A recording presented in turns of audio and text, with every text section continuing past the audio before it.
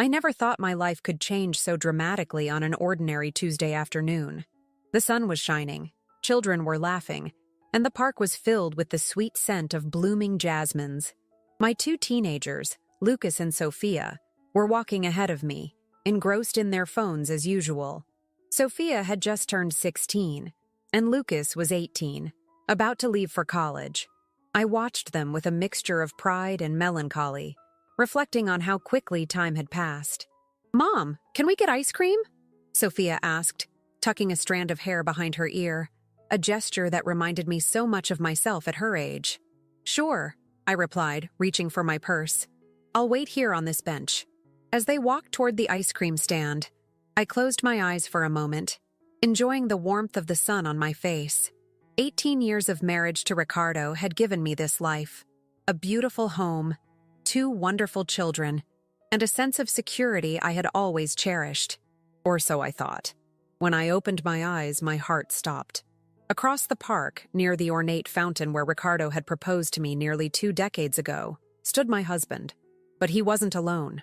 His arm was wrapped around a young woman's waist. She couldn't have been more than 25. Before I could process what I was seeing, he dropped to one knee. Time slowed to a crawl. I watched, frozen, as he presented her with a small box. Even from this distance, I could see it contained a ring far more extravagant than the modest one he had given me all those years ago. The woman squealed in delight, nodding enthusiastically as Ricardo slipped the ring onto her finger. My body moved of its own accord. I found myself walking toward them, my legs trembling with each step. Ricardo's back was to me as he stood and embraced his fiancée. My mind struggled to find the appropriate word for this stranger who was kissing my husband. "Ricardo!" My voice sounded foreign to my own ears. He turned, and the color drained from his face. For a brief moment, I saw fear in his eyes, quickly replaced by something harder. Defiance, perhaps, or resolution. "Helena." He said my name flatly, without emotion. The young woman looked between us, confusion blooming on her perfect, wrinkle-free face. "Ricardo, who is this?" I wanted to scream, to cause a scene, to make everyone in the park witness what was happening. Instead, I remained eerily calm. "I'm his wife. We've been married for 18 years. Her eyes widened, and she took a step back, looking at Ricardo for explanation. "You said you were divorced."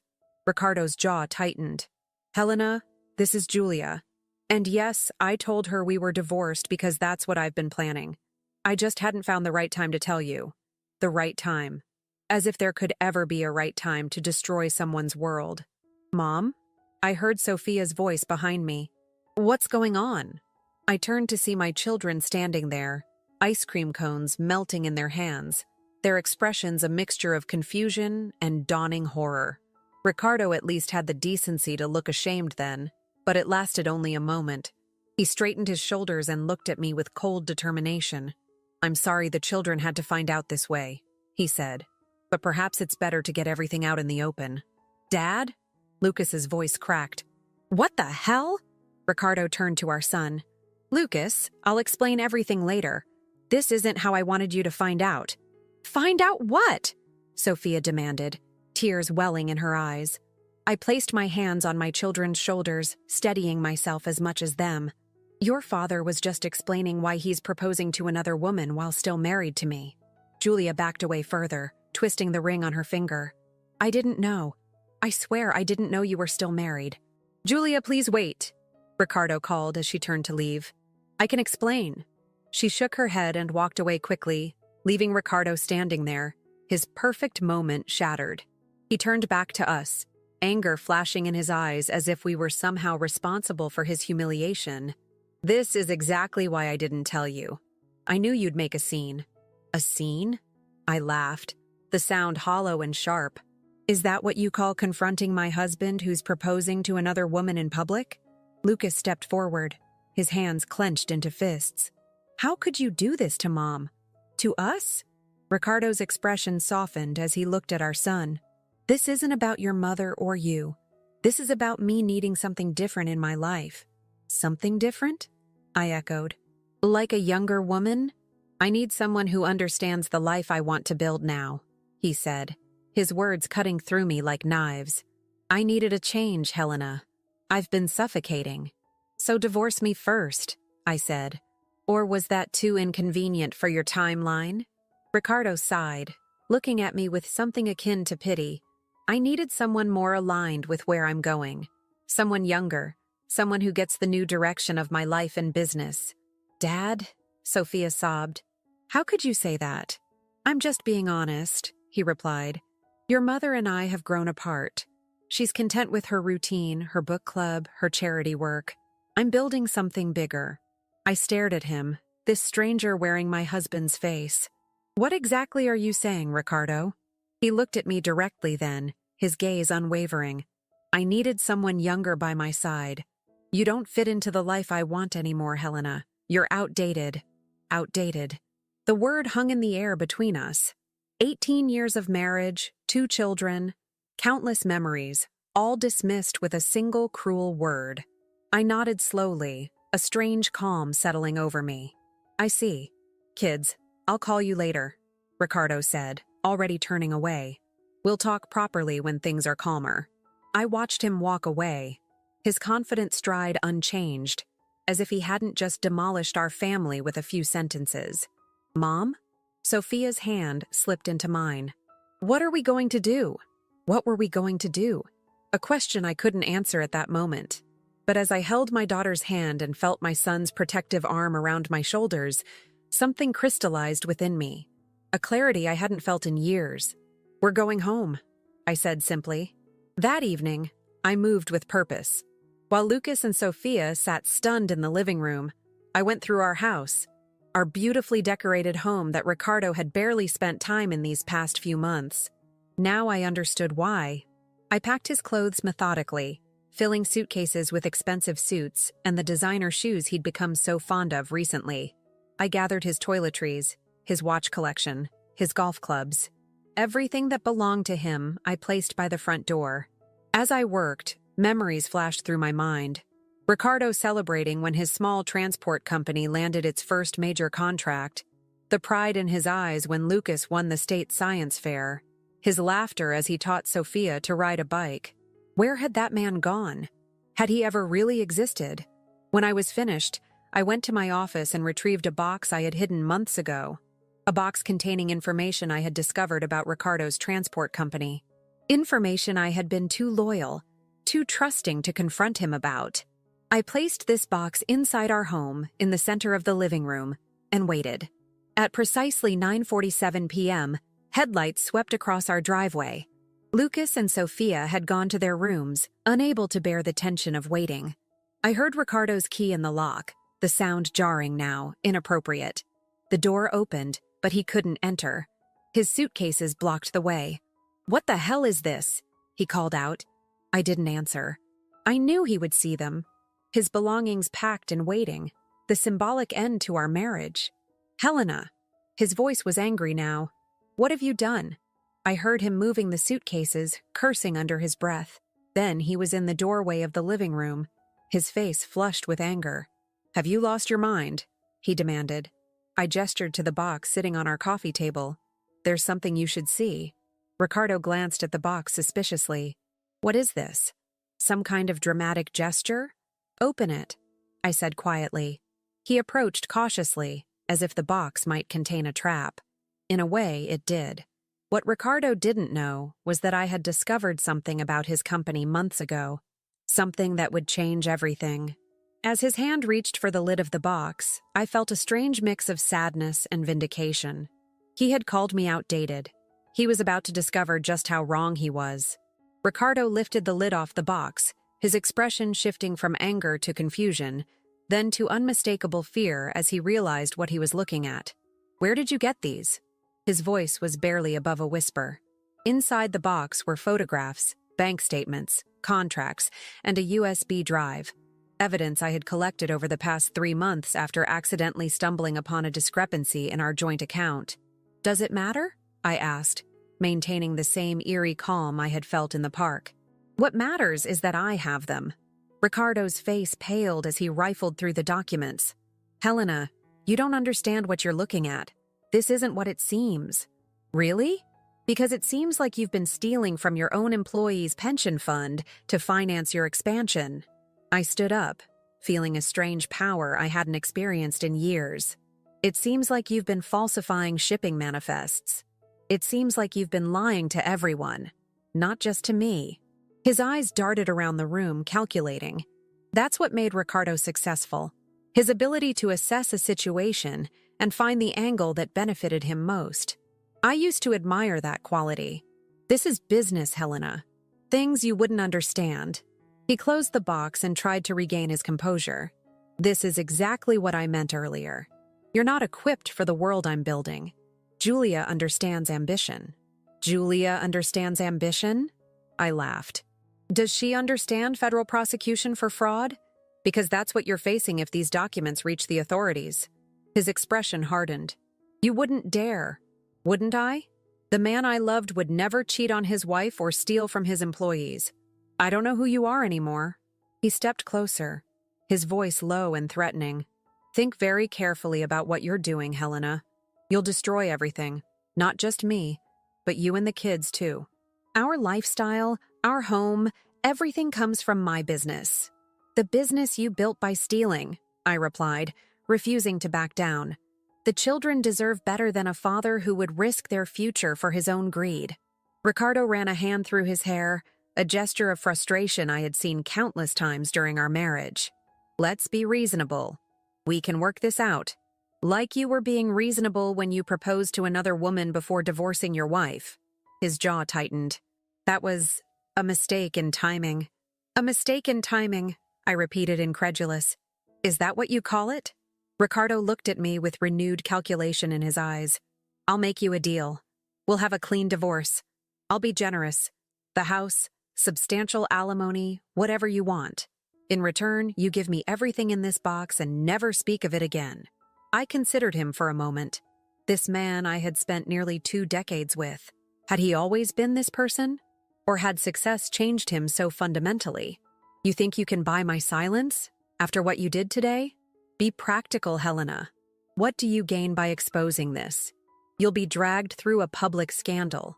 The children will suffer. The children are already suffering because their father betrayed their mother.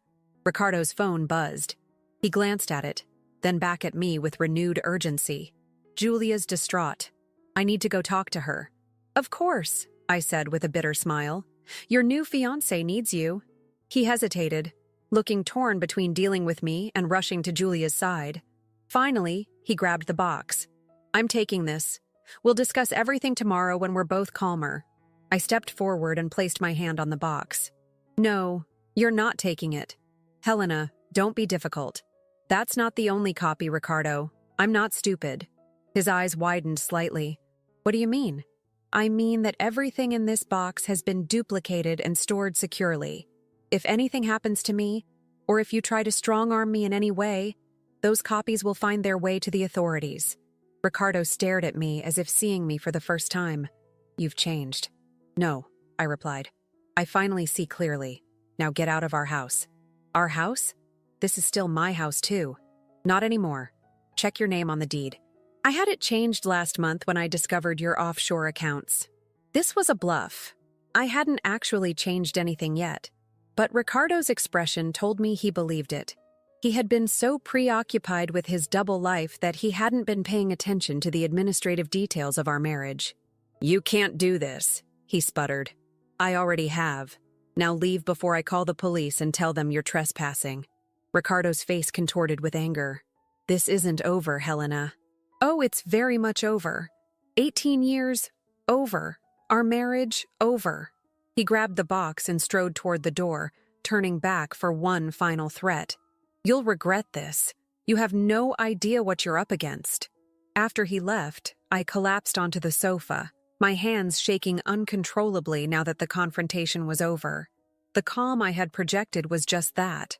A projection. A performance I had rehearsed in my mind since discovering Ricardo's deception. Mom? Sophia's voice came from the stairway. Is he gone? I looked up to see both my children standing there, their faces drawn with worry. Yes, he's gone. Lucas sat beside me, his young face serious beyond his years. We heard everything. about Dad's company, about what he's been doing. My heart sank. I had hoped to shield them from the worst of it. I'm sorry you had to hear that. Sophia joined us on the couch. What happens now? Will Dad go to jail? I don't know, sweetheart. That depends on what he does next. Are you really going to turn him in? Lucas asked. I looked at my son, seeing the conflict in his eyes. Despite everything, Ricardo was still his father. I don't want to, but what he's doing is wrong, and people could get hurt. His employees, Sophia said quietly, the ones whose money he took. I nodded, surprised by her understanding. Yes, people who trusted him. Before I could say more, my phone rang. An unknown number. I hesitated, then answered, putting it on speaker. Helena. Ricardo's voice was different now. Desperate, frightened. Someone broke into my car. The box is gone. What? When? Just now. I stopped for gas, and when I came back, the window was smashed, and the box was missing. What have you done? I didn't do anything, I said, genuinely confused. Why would I steal something I gave to you? Then who? Ricardo's voice rose in panic. Who else knows about this? That was the question that sent a chill down my spine. Who else knew about Ricardo's illegal activities? And more importantly, what would they do with the information now that they had it? I have to go, Ricardo said abruptly. But this isn't over, Helena. Whatever happens next is on you. The line went dead, leaving me staring at my children, all three of us wondering the same thing. What had I set in motion? Later that night, as Sophia and Lucas finally slept, I sat alone in the kitchen, turning my wedding ring in circles around my finger. My phone lit up with a text message from an unknown number. The box was just the beginning. Ricardo isn't the only one with secrets. Meet me tomorrow at noon, Café Margot. Come alone. I stared at the message, my heart racing. Who had sent this? What did they mean about Ricardo not being the only one with secrets? As I contemplated my response, a second message appeared. P.S. If you want to protect your children, you'll be there. Some secrets are more dangerous than others. My blood ran cold. Whoever had the box wasn't just after Ricardo. They were after me, too. I barely slept that night. The text messages played on a loop in my mind, each word more ominous with every repetition. If you want to protect your children, who would threaten my children? And why? By morning, I had made my decision. I woke the children early and told them they would be spending the day with their Aunt Maria, my sister who lived an hour outside the city. They protested, of course. Mom, we want to stay with you, Sophia insisted, her eyes reflecting the same stubbornness I often saw in the mirror. This isn't negotiable, I said, softening my tone. I need to handle some things and I need to know you're safe while I do it. Lucas, always perceptive, studied my face. This is about Dad, isn't it? About what was in that box. I hesitated. They deserved some truth, but not enough to frighten them. Yes, it's related to your father's situation, but it's nothing for you to worry about. After dropping them at Maria's, I drove to a small tech shop on the outskirts of town.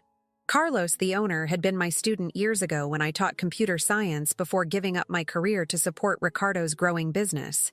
Mrs. Montero? He greeted me with a smile that faded when he saw my expression. What's wrong? I explained my situation. Not everything, but enough. I need a way to record a conversation without the other person knowing, and I need it by noon. Carlos nodded, asking no questions. He gave me what looked like an ordinary fountain pen. This records audio and has enough battery for 6 hours. The microphone is sensitive enough to pick up conversations across a table. And no one would suspect it's a recording device? It's actually a functioning pen, too. He demonstrated by writing on a notepad. Just in case, I'll be at the cafe across the street from Margot. I started to protest, but the determination in his eyes stopped me. It was comforting to know someone would be watching. Café Margot was busier than I expected for a weekday noon. I chose a table near the back, with a clear view of both the entrance and the emergency exit. At precisely 12, my phone buzzed with a text. Order a glass of water. Place it at the empty seat across from you. I did as instructed, and a minute later, a woman slid into the seat opposite me. She was perhaps 50, with sharp features and observant eyes that missed nothing. Her salt and pepper hair was pulled back in a severe bun, and she wore a tailored suit that spoke of money and taste. "Helena Montero," she said, her voice low and measured. "You look exactly like your photographs." "You have me at a disadvantage," I replied, trying to keep my voice steady. "You know who I am, but I don't know you." She smiled thinly. "My name is Elisa Vega. I worked for your husband for 15 years. Worked? Past tense? Until 6 months ago, when I was let go. Officially for budget cuts. Unofficially because I discovered the same things you did." She tapped her fingers against the table. "But I found more. Much more." I struggled to place her within Ricardo's company structure. "What was your position?" "Chief Financial Officer," she replied. "I built his accounting systems from the ground up. I know where every penny goes, including the ones that shouldn't exist." My mind raced. If she had been Ricardo's CFO, then she wouldn't just know about his financial misconduct. She would have been instrumental in executing it. "Why were you fired if you were helping him hide money?" Elisa's eyes flashed with anger. "I wasn't helping him. I discovered what he was doing and confronted him. Ricardo doesn't like to be confronted, as you've recently learned." She reached into her bag and produced a small tablet. "The contents of your box were illuminating, but incomplete." She turned the screen toward me, showing a complex diagram of shell companies and offshore accounts. "This is the full extent of Ricardo's operation. He's not just stealing from the employee pension fund. He's laundering money for some very dangerous people."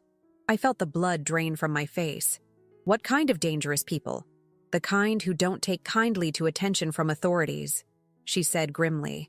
"The kind who might see you and your children as liabilities to be eliminated." My hand instinctively went to the pen in my pocket, ensuring it was recording. "Are you threatening me?" "I'm warning you," Elisa corrected. "Ricardo got in over his head. When I discovered what was happening, I tried to stop it. That's when he fired me and threatened to frame me for the entire scheme if I went to the authorities. So why come to me now? Why steal the box from his car?" Elisa looked surprised. "I didn't steal anything from Ricardo's car. I've been monitoring your house for weeks, waiting for the right moment to approach you. When I saw him leave with the box, I followed, hoping to intercept him. But when I arrived at the gas station, his car was already broken into and the box was gone." A chill ran through me. "Someone else knows. Someone else has been watching us." She nodded grimly. "Exactly. And given the contents of that box, I can think of only two possibilities. Either the authorities have it, or Ricardo's business partners do. Neither scenario ends well for your family." "What do you want from me?" I asked, cutting to the chase. "Alliance," she said simply. "I have more evidence against Ricardo, but I need someone the authorities will believe. As his wife, your testimony would be powerful. Together, we could bring him down before his associates realize how much trouble he's in. Like me. Like my children." "Precisely." I studied her face, searching for deception. "Why should I trust you? For all I know, you're still working with Ricardo." Elisa smiled, the expression never reaching her eyes. "A fair question. That's why I brought this." She slid a USB drive across the table. "Everything I have on Ricardo, including evidence that he's planning to leave the country with his new fiancée, abandoning you, your children, and all his legal problems." I stared at the small device. "How do I know what's on this is genuine?" "You were a computer science teacher before you married Ricardo. I'm sure you have the skills to verify its authenticity." She stood up. "Review the contents. If you decide to work with me, meet me tomorrow at the same time at the Botanical Gardens." As she turned to leave, I called after her. "Wait, those messages last night threatening my children. Was that you?" Elisa paused, her expression hardening. "No, but the fact that someone else is sending you threats only confirms what I've been telling you. You're in danger, Helena. We all are." After she left, I sat motionless, the USB drive heavy in my palm. Carlos appeared at my table minutes later, concern etched on his face. "Are you okay? Who was that woman?" I shook my head, still processing everything. "Someone who either wants to help me or destroy me. I'm not sure which yet." That night, after ensuring my children were safely asleep, I sat in my office with the USB drive connected to my laptop. What I found confirmed my worst fears and revealed secrets I never could have imagined. Ricardo wasn't just a thief. He was something far worse. And according to the last file on the drive, a scanned plane ticket in his and Julia's names, he was leaving the country in 3 days. As I stared at the evidence of my husband's betrayal, my phone buzzed with another message from an unknown number. You met with Elisa today. Bad move. She's not who she claims to be. Check the employee records of Ricardo's company. There has never been a CFO named Elisa Vega. My blood turned to ice as I realized I might have just handed additional ammunition to someone far more dangerous than I could have imagined. My fingers flew across the keyboard as I searched through Ricardo's company records. The mysterious texter was right. There was no Elisa Vega ever listed as CFO. The actual CFO for the last 12 years had been a man named Victor Mendez, who was still employed there. Who was this woman? And what game was she playing? I reviewed the USB drive again with newfound skepticism. The documents appeared legitimate: bank statements, transfer records, email exchanges, but now I questioned their authenticity. My phone buzzed again. Need proof? Check Ricardo's desk drawer at home, the one with the false bottom. You'll find his real ledger there. I stared at the message. How did this person know about Ricardo's secret drawer? I had only discovered it by accident 2 years ago when looking for a pen. Ricardo had been furious when he caught me near it, claiming it contained boring business documents. Going to his home office, I opened the bottom right drawer and pressed the hidden latch. Inside was a small red leather notebook containing handwritten notes, dates, and amounts. Far larger sums than I had ever imagined Ricardo dealing with. Names were recorded next to the figures, many unfamiliar except for one that appeared repeatedly. E.V. Elisa Vega? I photographed every page and returned it exactly as I had found it. If this was Ricardo's true ledger, it contained evidence of transactions that dwarfed the pension fund theft. These were millions, not thousands. I texted Carlos. Need your help again. Can you run background checks on 2 people? Elisa Vega and Victor Mendez. His reply was immediate. Send me whatever you have. I'll dig deep. By morning, Carlos had answers. He called rather than texted, his voice tight with urgency. You need to be careful, Mrs. Montero. This woman calling herself Elisa Vega? I can't find any record of her existence before 6 years ago. No birth certificate, no education records, nothing. What about Victor Mendez? That's even more interesting. His financial records show monthly payments from an offshore account linked to a shell company. The same company that appears in those documents you showed me yesterday. My mind raced. So Victor is involved in Ricardo's scheme? It looks that way, but there's more. I did some digging into the company Ricardo has been partnering with for international shipping, Mundial Logistics. On paper, they're legitimate, but they've been investigated multiple times for suspected ties to organized crime. The pieces were starting to fit together. Carlos, I need you to do one more thing for me. Can you find out if there's any connection between Mundial Logistics and Elisa Vega? I'll try, but Helena, you should go to the police with what you already have. Not yet, I said. I need to know exactly what I'm dealing with first. After hanging up, I called my sister. Maria, can the kids stay with you another day? Of course, she replied. Is everything okay, Helena? No, I admitted, but I'm working on it. Just keep them close, okay? Don't let them go anywhere without you. My next call was to Ricardo himself. He answered on the first ring, his voice wary. Helena, we need to talk, I said, keeping my tone neutral. About the business, about Julia, about everything. I know about the plane tickets. I know you're planning to leave the country in 3 days. His sharp intake of breath confirmed the tickets were real. After a moment, he agreed to meet. Fine. My office. 1 hour. I arrived at his company headquarters with the recording pen in my pocket. Ricardo sat behind his massive desk, looking tired and anxious. I met someone interesting yesterday, I began casually. Elisa Vega. She claims to have been your CFO. The effect was immediate. Ricardo's face paled, and his hands gripped the edge of his desk. Where did you hear that name? She approached me directly. Gave me quite an interesting story about your business dealings. I watched his reaction carefully. The thing is, I can't find any record of her working here. Ricardo stood up abruptly, going to the door and locking it. When he turned back to me, his expression was grim. You need to stay away from that woman. She's dangerous. Who is she, Ricardo? Because she seemed to know a lot about your company. About us. He ran a hand through his hair, that familiar gesture of stress, and sighed heavily. Her real name isn't Elisa Vega. It's Elena Vasquez. And she never worked for me. She worked for Mundial Logistics. The shipping company you partner with? He laughed bitterly.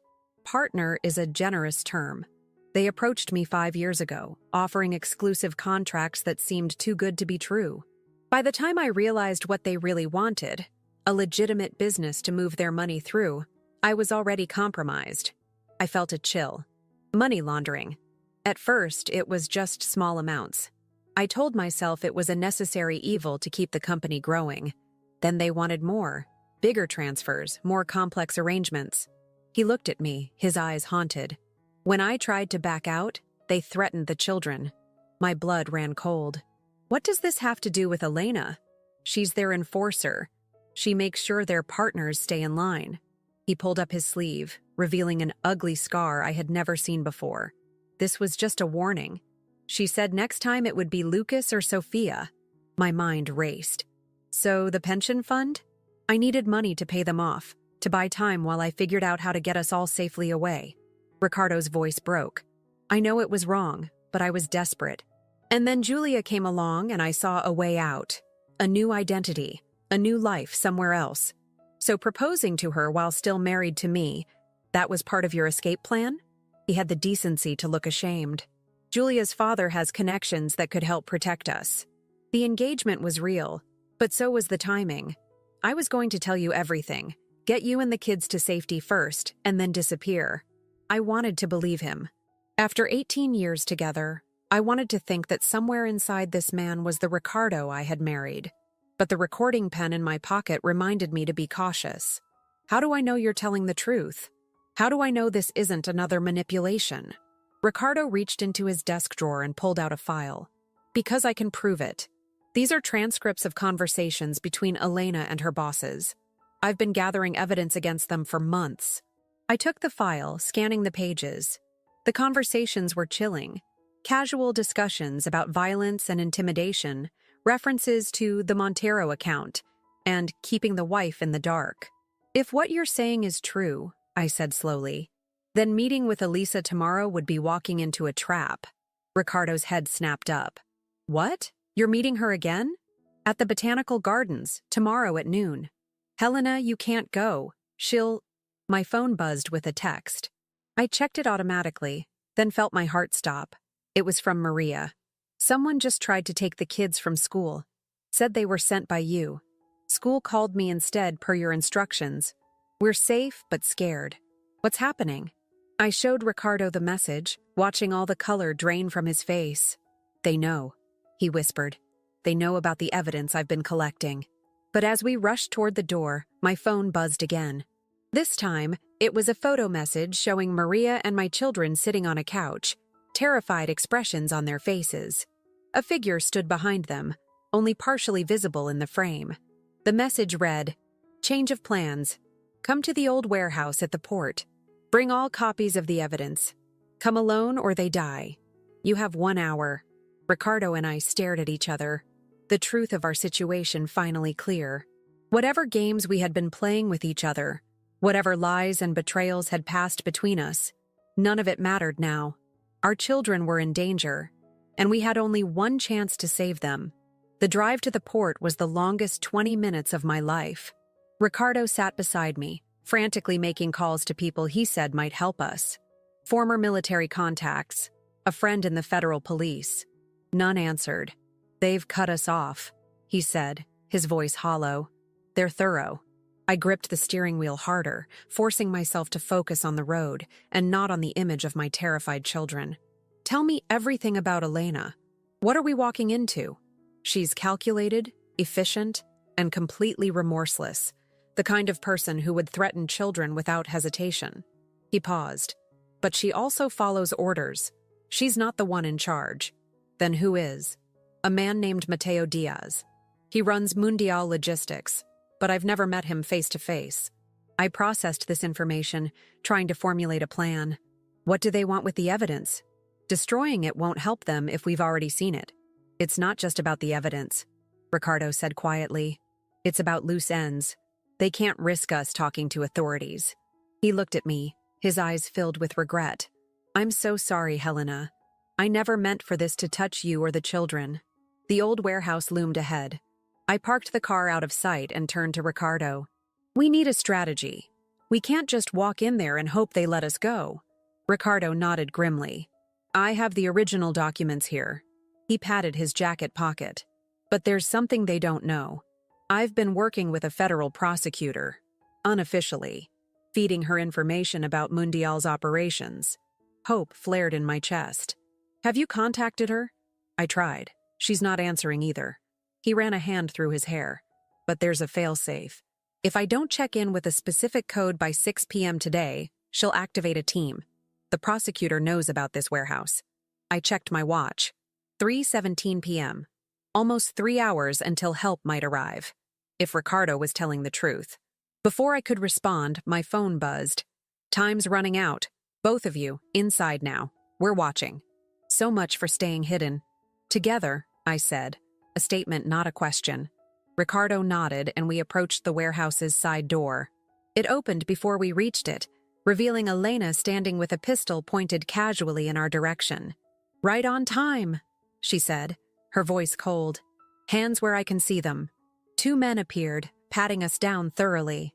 They took our phones and Ricardo's file, handing everything to Elena. Where are my children?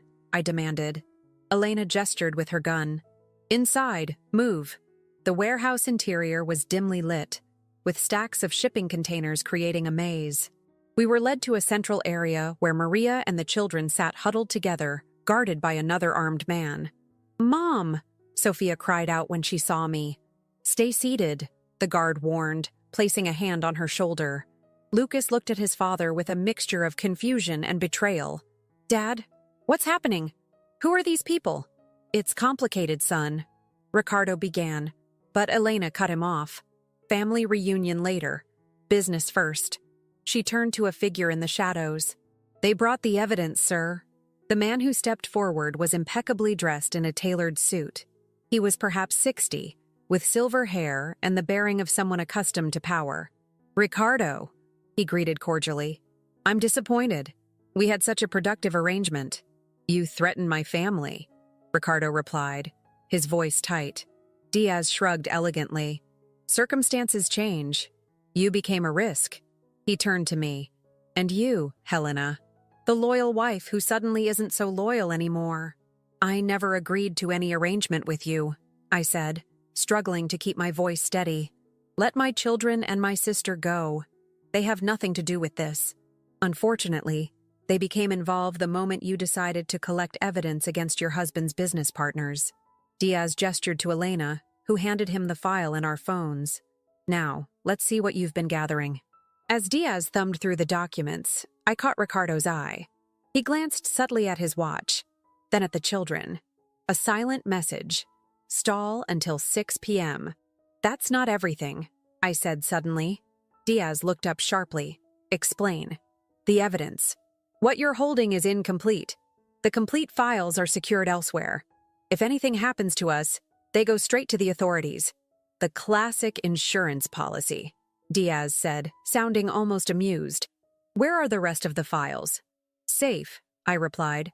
And they stay that way as long as you let my family go unharmed. Diaz studied me. You're bluffing. Try me. I met his gaze without flinching. Something shifted in Diaz's expression. A flicker of respect, perhaps. Ricardo, your wife is more formidable than you led me to believe. Outdated, I think you called her? The reminder stung, but I kept my focus. People underestimate me. That's their mistake. Diaz turned to Ricardo. Is she telling the truth about additional evidence? Ricardo looked at me, something like pride in his expression. My wife doesn't bluff. Diaz nodded slowly. Very well. A new negotiation then. You tell me where all copies of the evidence are located. We retrieve and destroy them together. In exchange, your family walks away unharmed. And your operation continues unchecked, I said. Business is business, Diaz replied with a shrug. What guarantee do we have that you'll keep your word? I asked. None, Diaz admitted frankly. Except that I'm a businessman, not a monster. Killing families creates unnecessary attention. Ricardo leaned forward. I have a counteroffer. You let my family go now. I stay. Once they're safe, I'll take you to all the evidence. Dad, no, Lucas protested. Diaz considered this. One child stays with us until the evidence is secured. As a guarantee. My heart froze. Absolutely not. Mom, Sophia said suddenly, her voice small but determined. I'll stay. No! I moved toward her, but Elena stepped between us. Diaz checked his watch. This negotiation is taking too long. Perhaps we need to demonstrate our seriousness. He nodded to the guard standing behind Maria. The man raised his gun. Wait, Ricardo shouted. Take me instead. Diaz raised a hand, and the guard lowered his weapon. We need the evidence and assurance of your family's silence. I noticed Ricardo checking his watch again. 4:30 p.m. Still too long. What if I can offer you something more valuable than Ricardo's company? I said. A new laundering operation, already established, with higher volume potential and fewer risks? Diaz looked intrigued. I'm listening. I have access to a technology investment fund through my former university connections. Clean companies, digital transactions, international reach. This was a complete fabrication, but I needed time. Interesting, Diaz said. But why would you offer this? Because I want my family safe more than I want you caught. I held his gaze. And because I'm practical. Business is business. Diaz studied me. You surprise me, Helena. Perhaps Ricardo was the one who was outdated, not you. So do we have a deal? My family goes free, and I help transition your operation. Mom, what are you doing? Lucas asked, horror in his voice. Saving your life, I replied without looking away from Diaz. Diaz stood up. I need to make a call. Elena, watch them.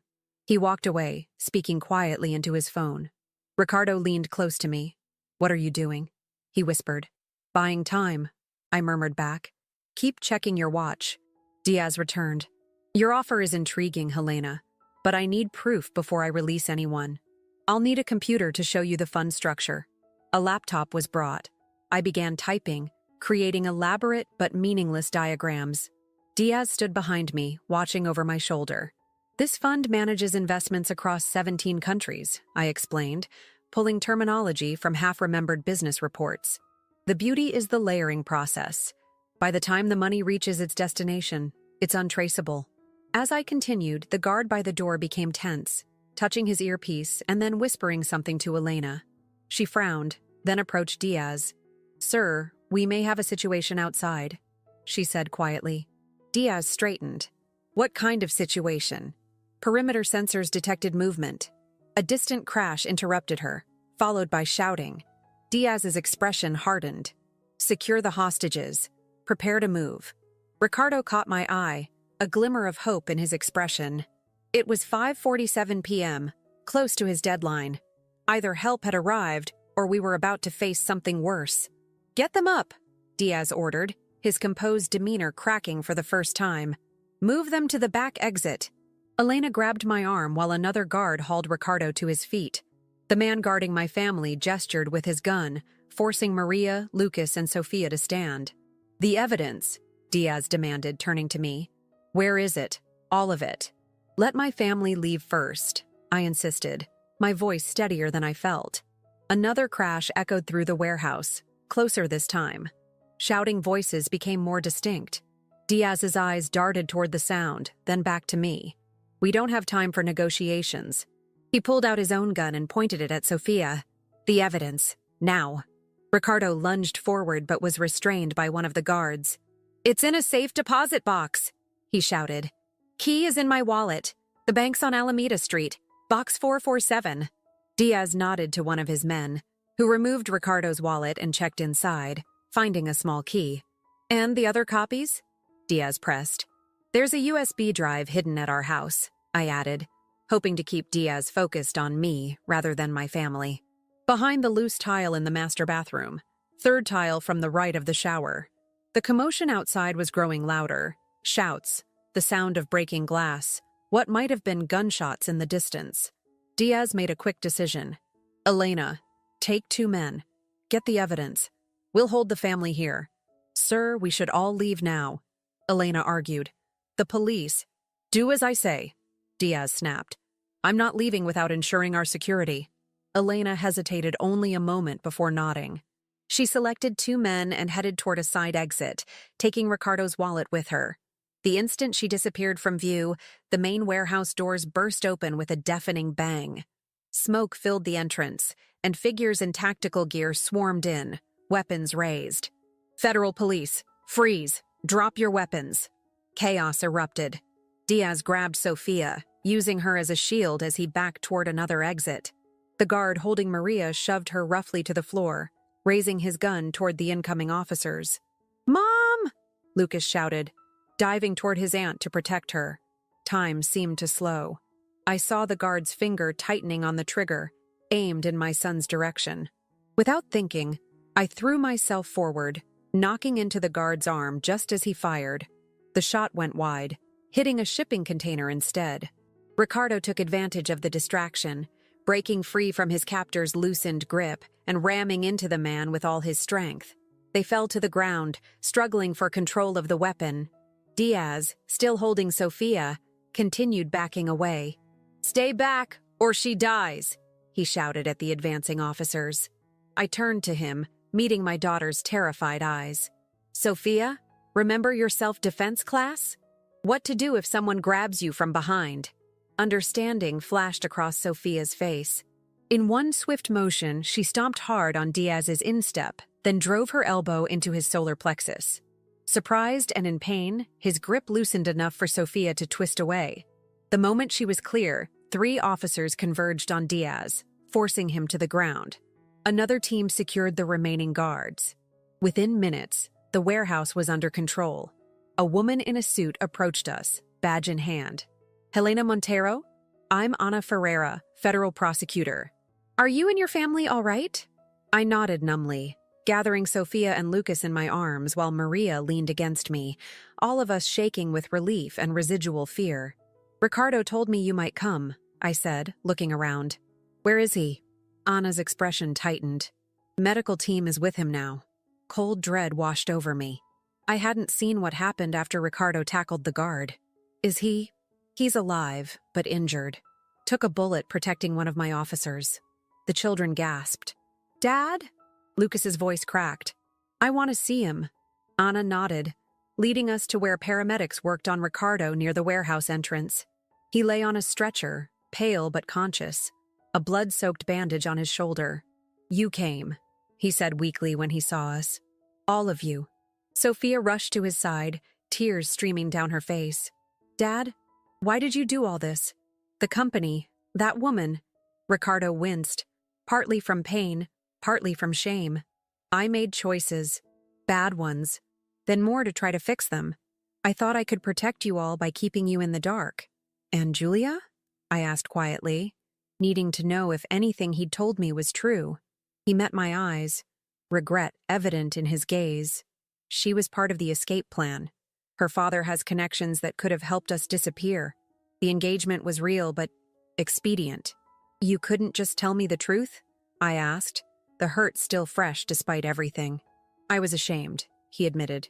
"And afraid you'd try to fix it, putting yourself in danger." A bitter smile crossed his lips. "Which is exactly what you did anyway."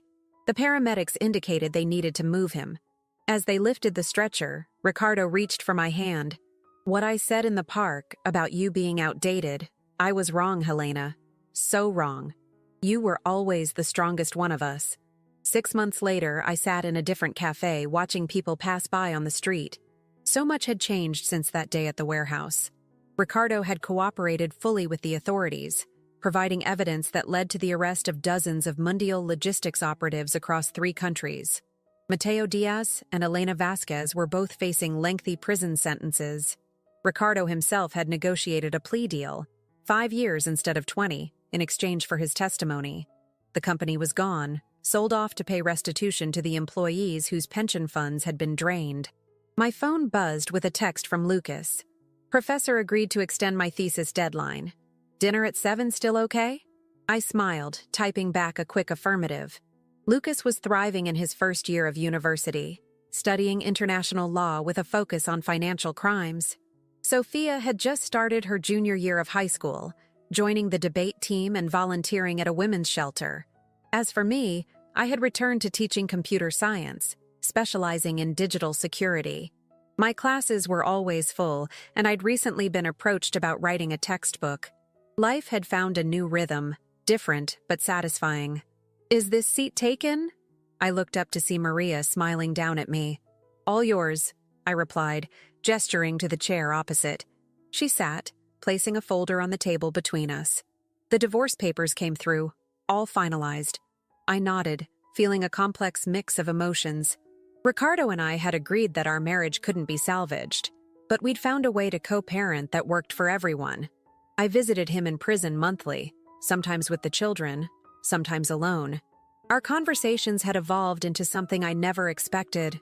Honest, respectful, occasionally even warm. "How are you feeling?" Maria asked, studying my face. I considered the question carefully. "Free," I said finally. "Stronger than I knew I could be." Maria raised her coffee cup in a toast. "To new beginnings. And to finding out who we really are," I added, clinking my cup against hers. As we chatted about everyday things, Maria's new job, Sophia's upcoming debate tournament, the house repairs I'd finally gotten around to, my phone buzzed again. A text from Ricardo. "Children mentioned you're starting dating again. That's good, Helena. You deserve happiness." I put the phone away without responding. That conversation could wait for another day. For now, I was content in this moment, sipping coffee with my sister, making plans for the future, and embracing the woman I had discovered within myself, a woman who was anything but outdated. That night, as I prepared dinner for Lucas and Sophia, I found myself humming softly, moving with a lightness I hadn't felt in years. The doorbell rang, and I opened it to find both my children standing there, though they had keys. "We have something for you," Sophia announced, her eyes bright with excitement. Lucas held out a small wrapped package. "It's from both of us."